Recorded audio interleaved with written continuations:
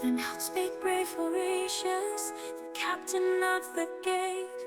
To every man upon this earth, death cometh soon or late.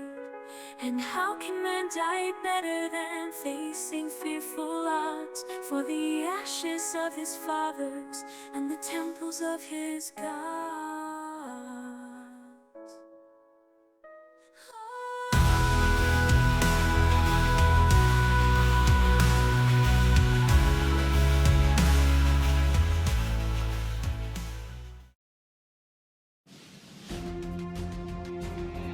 Marisol dropped the reality perforator and rolled over onto her back. All of the injuries she took from the psionic bomb were starting to catch up with her, and the edges of Marisol's vision were starting to blur. Looking up, she saw the underside of the conference table, on top of which the psionic sarcophagus rested. Marisol felt her heart skip a beat when she realized there were no bullet holes in the table itself. None of the rounds fired into the sarcophagus had gone all the way through. "What good are extra creations if this thing still works?" Marisol groaned. Then she started pushing herself up. She needed to stand, to do something. As Marisol got back on her feet, a blast of hot air caught her hair and blew it about. Down below on the street, the creations were attempting to surround Malum and wear him down. Mira and Toa Mami, two of the main protagonists from the Stormbreaker universe, had thrown themselves into the fight. Marisol had very little time to admire her handiwork. She had plucked both characters out of their stories using the reality perforator, but did not have the ability to give them a full explanation of the situation. Instead, she had simply given Toa Mami and Mira the general idea that they were going into a serious fight, the fate of the multiverse was at stake, and they would be facing a single dangerous enemy alongside unusual allies. For the moment, things seemed to be working, even though Marisol had failed in her main objective. She had wanted to find all three of the main heroes from the Stormbreaker universe, but got only two. Marisol had no time to wonder where Jericho was, though. Down in the rubble and snow-covered street, Trig and Mira held Malum back with a shimmering psionic shield, while Sebakira grabbed Aisling and pulled her to safety. Marisol could not be certain from this vantage point, but Aisling appeared to be semi-conscious, if not worse. Marisol wanted to jump out of the window and rush to Aisling's side, but then she spotted something else. Toa Mami, Tenna, and Varian had flitted through the chaos and got close to Malum. The Great Khan broke off his attack on Aisling, turning around and grabbing Tenna by the throat. Before he could do anything else, Toa Mami lunged forward and jabbed her own version of the Soulkeeper blade into Malum. He roared and dropped Tenna, parrying with his copy of the sword. Marisol felt a jolt as she remembered what would happen if Malum fell right now. She turned around to face the sarcophagus. It was damaged, but still able to function. Marisol looked down at the cracks and pockmarks on its surface. The gunshots had only done light damage, but there was a massive spiderweb of cracks on the far end. That was the spot where Trig dropped the reality perforator. "Okay, brute force it is," Marisol said. Trig had dropped the perforator on a part of the sarcophagus that was directly over one of the table legs. The conference table had absorbed the blow. Marisol scrambled around the office, searching for a simple desk chair that did not have wheels. After a few moments of kicking at snow, she found one and brought it back to the office, placing it adjacent to the sarcophagus.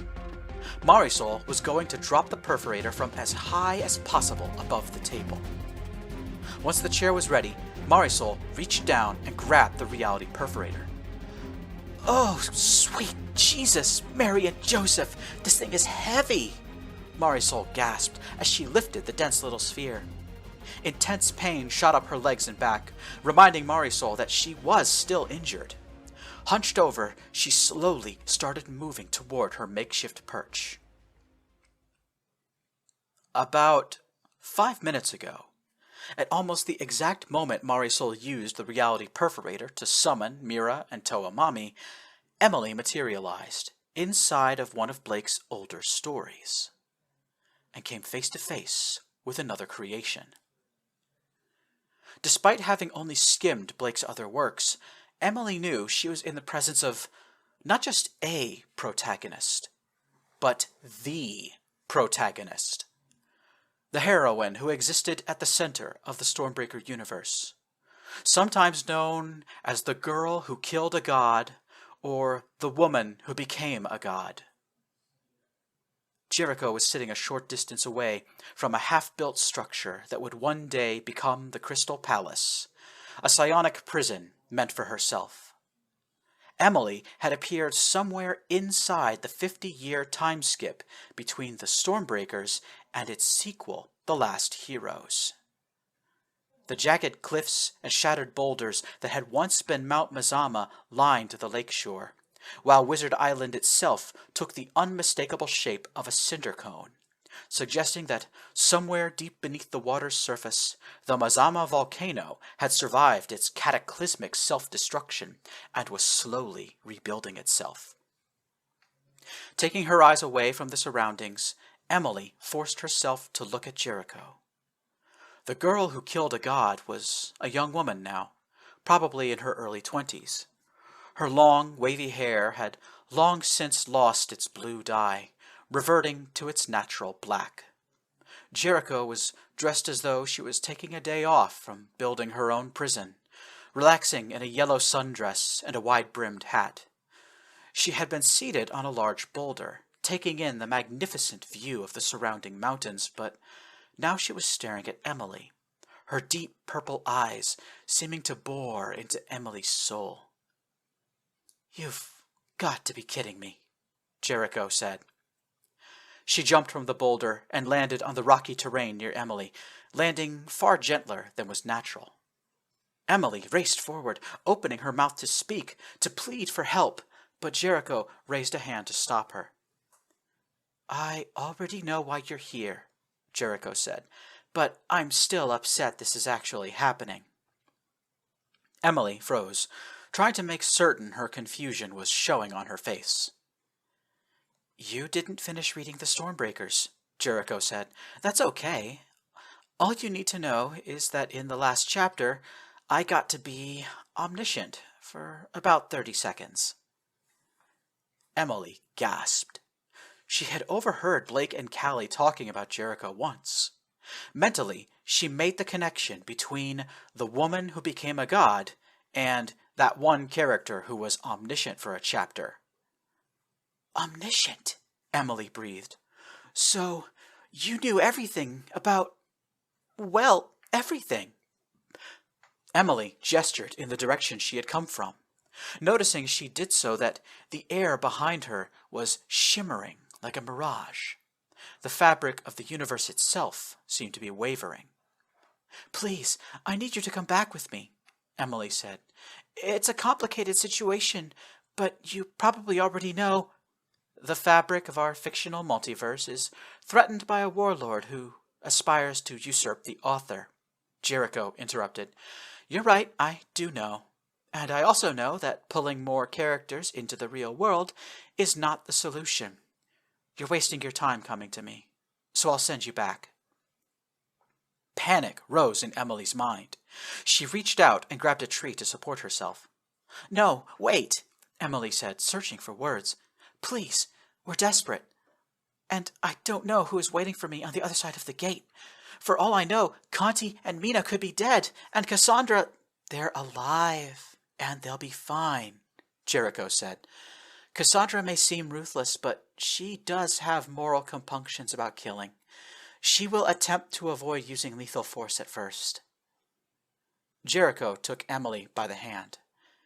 Emily was amazed by the sensation of warmth she got from Jericho, as though she was being held by a trusted friend. "Besides, it's like I said, your allies are not going to defeat Malum through sheer force." Emily took Jericho's hand with both of her own. She stared at Jericho in the face, unblinking. "Then how? We don't have any other way to defeat him." "Yes, you do," Jericho insisted. "Malum may have turned the powers of the author against his creator, but there is nothing that says you cannot do the same in return." Jericho grabbed Emily by the shoulders and continued, emphasizing her words with a gentle shake. Malum Rapakin is a creation, just like you and me. So long as he's inside a story, he is subject to the powers of the creators. He can resist, yes, he's done that, but he can't resist forever. Don't you see? Malum wants to take power in the real world because it's a sanctuary for him. It's where he's safest, where Blake, Marisol, and their friends will have the most difficulty in defeating him. Slowly, at first, then all at once, Emily began to understand. So, we have to lure him back into the gate, into a story. Jericho nodded. Would you help us get Malum into the gate? Emily asked. Help us trap Malum in a story where we can beat him. Jericho let go of Emily and took a step back, folding her arms. The girl who killed a god looked as though she was thinking things over. Then, after a moment that felt like an eternity to Emily, Jericho said, I'll help you, under one condition. Aisling could sense the exact moment the blizzard slipped out of her control. It was like losing her grip on a heavy stone and dropping it to the ground. Even though it was no longer in her grasp, her muscles still ached from the effort. As Sebakira grabbed Aisling and pulled her away from the fight, the fairy desperately reached out to the world around her, trying to grasp on to what she had just lost. For Aisling, it was as though a barrier had suddenly risen between herself and the natural world. She was dead, yet her heart was still beating. Blood flowed in her veins. Colors and shapes swirled in front of Aisling's eyes. But she was dead. Sebakira tossed Aisling into a snowbank and said something in her own language, then turned to rejoin the fight. Mira Mihaka twisted the handle of her katana, detaching the tanto blade concealed inside. The hidden blade was made of a greenish-yellow crystal that seemed to emit its own light. Shadows flickered and darted within, as though a tiny creature was slamming itself against the walls, trying to escape. Mira lunged into the fight with Toamami close behind her. Lightning crackled and sparkled in the street as protagonists collided with Malum, who wielded his Soulkeeper sword defensively. At the same moment, Swedish soldiers reappeared on the scene, having finally gotten around the roadblock Sebakira created. Varian, Callie, Trig, Akira, Vetu, Dak, Mocha, and Tenna turned to fight them, shouting and calling out to each other in languages Aisling did not understand. Fighting against overwhelming pain in her limbs, Aisling struggled to her feet. She had no weapons or powers, but she wanted to do what she could to help. Several bullets cracked through the cold air, startling Aisling and causing her to kneel down. At the same moment, someone grabbed her arm. Looking to her right, Aisling spotted Ushka the Water Witch. This was the first time Aisling had gotten a good, up-close look at Ushka, as she realized that this poor girl was the true definition of an unfinished character. Her witch's robe was a single flat shade of purple with no defining features or patterns. The same went for her face. Ushka's skin was a single unbroken color, devoid of freckles, hair, or secondary colors. She was a rough sketch, an outline without detail. Ushka spoke in the Irish language, so Aisling could understand her. Ushka's voice was flat and monotone, with minimal inflection or personality. "We must help the Creator up there," Ushka said, pointing at the wreckage of Paradox headquarters. Peering through a gaping hole in the facade, Aisling realized someone was still in the conference room with the psionic sarcophagus. As Aisling watched the shadow flitting about the room, a pulse of psionic energy hit the outside wall and bounced off, fizzling out as it went. Looking down, Aisling realized it had come from Malum himself. Instantly, Aisling understood the situation. Malum knew Marisol was attempting to break the sarcophagus. For their part, Mira Mihaka and Toa Mami seemed to know the stakes as well. They had positioned themselves between Malum and PDX HQ, running interference. The Great Khan had given up on trying to fight the two protagonists and was now trying to push past them. Mira was having none of this. She pushed the tip of her katana into the snow and pulled it to one side, unleashing a powerful psionic attack known as Harbor Wave. A cascade of purple light thundered across the ground, catching everyone in its wake. Malum was thrown off balance just long enough for Toa Mami to close the distance. Mira shouted something in Partogan, something that caused Toa Mami to pull her punches instead of striking a death blow on Malum. "They know he will revive at the sarcophagus," Ushka said. "We must help the creator." Ushka and Aisling started to scramble across the wreckage, looking for a way back into Paradox headquarters. A voice shouted from above. Several members of the Paradox SWAT team were on the second floor, preparing to reinforce the creations on the street below. Behind them, Aisling could see Bella and Hurton, who had only just arrived. The two game developers were wearing body armor and shivering in the cold. Bella had spotted the two creations and was calling out to them. Laying flat on the floor, Bella held out a long metal object, a bladed weapon with rubber handles on each end. Aisling reached up and grabbed the batleth. Two SWAT operators gripped the other end and pulled Aisling up and into the building. A moment later, Ushka joined them. A loud crash caught Aisling's attention. Marisol was nearby in the conference room. She had just dropped the reality perforator onto the sarcophagus from a substantial height. The Alarium slab was finally starting to show signs of serious damage. The perforator had left a small crater on impact, and Marisol was getting ready to drop it again. Hurton swung a fire extinguisher at the slab, while Bella tried to strike it with the batleth, only to injure herself and give up the attempt. Aisling took the reality perforator and passed it to Marisol, who was already climbing onto a stepladder for another drop. Marisol had said something in English, but Aisling did not understand her. Before Marisol could drop the perforator again, there was a series of panicked shouts from outside, followed by a loud explosion. "Oh no, the magic stone!" Ushka gasped. The sarcophagus was starting to glow. Someone had killed Malum. Aisling opened her mouth to scream, to shout a word of warning, but it was too late. Purple light filled the room, and moments later, Malum rematerialized inside the conference room, standing just in front of Marisol. When Malum spotted Marisol holding the reality perforator, he reacted at once. Soul fire ignited in Malum's palm and spread up his arms. The heat of it caused Aisling to wince in pain.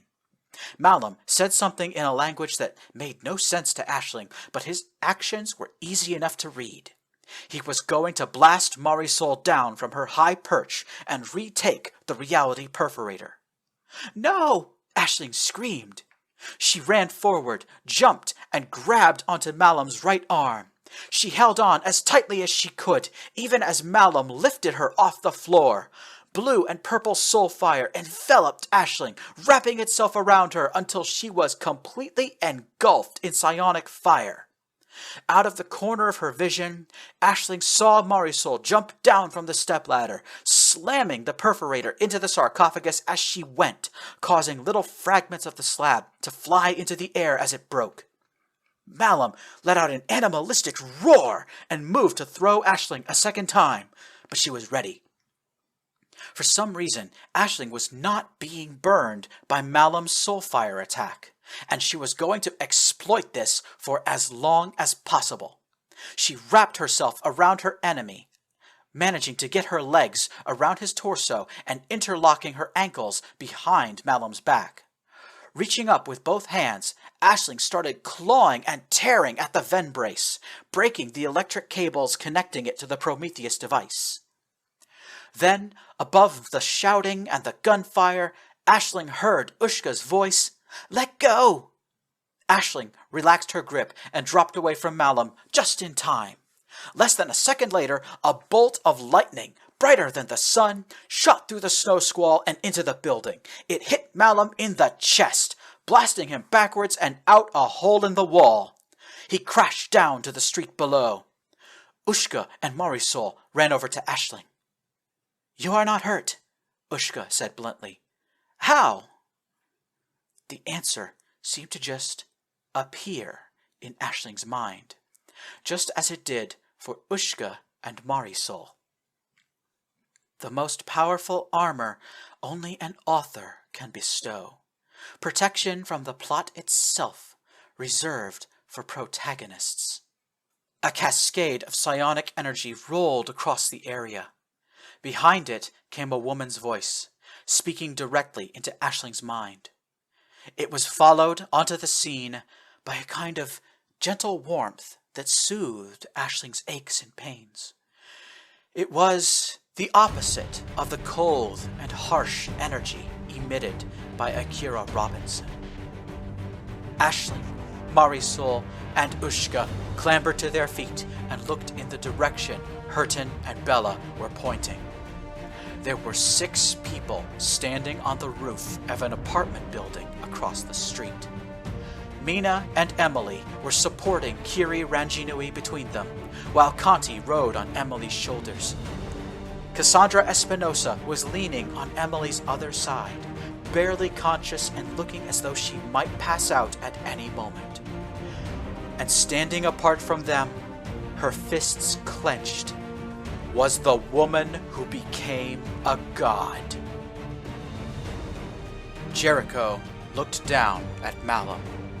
Smoke curled up from her left hand, the telltale sign of her lightning attack. The storm clouds parted above, bathing her in moonlight. Jericho's shadow stretched over the snow-covered battle space. The creations and Swedish soldiers sensed Jericho's presence and froze in place, looking up at her in awed silence. Jericho's long black hair billowed in the chilly wind like a cape, adding to her imposing silhouette. Jericho reached up with one hand and unshouldered the weapon she carried throughout her own story. The psionic repeater, a rifle that drew from the user's own telepathic powers, emitted a terrifying violet aura. Malum rose to his feet and saw Jericho. His expression hardened. He threw off the Prometheus device and drew the Shadowkeeper. "You cannot be serious." Malum's voice was like thunder, but there was a slight waver of fear in his words. "This is the final desperate play of the creators? This is your last hope?" Jericho's eyes began to glow in the darkness. She did not speak. She attacked.